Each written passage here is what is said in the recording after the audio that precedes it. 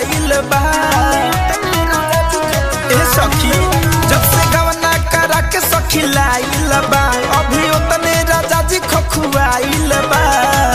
लागे बड़ी लाजर सखी, लागे बड़ी लाजर सखी, उन्हें कर रहनिया देख के पाजा में पकड़ के सोइया सुतेले टंगरिया देख के। पाजा में पकड़ के राजा जी सुतेले टंगरिया देख के।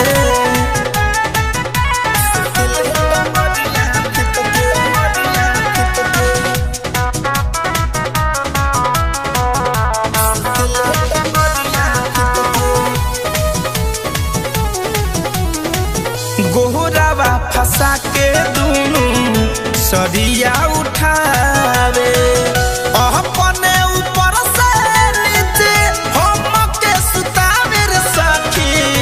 गोहरावा फंसा के दूनु सरिया उठावे, हाँ देहिया सुघरावे सखी उठावा के चूमे। बलम के दिमाग खाली ओही में घूमे घूमे, एहिया सुघरावे सखी उठावा के चूमे। कहरे कवन कामर सखी, कहरे कवन कामर सखी, ढोरिया पयखिया से कके पाजा में पकड़ के सोइया सुतेले टंगरिया देख के।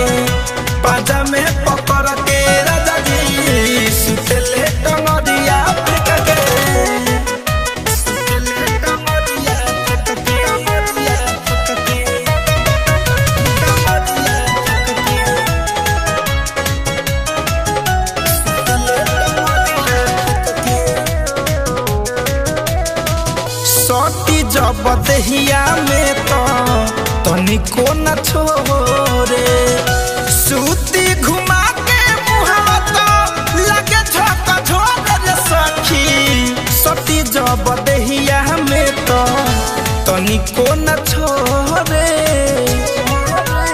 रे सखी। चुभ चुभ गरावे दूनु गलिया में दारी, रही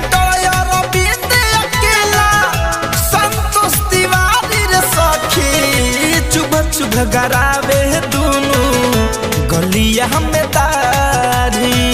धरे कंधन जय देवरा, धरे कंधन जय देवरा, खीरकी से हंसे देख के पाजा में पकड़ के सोइया सुतेले टंगरिया देख के।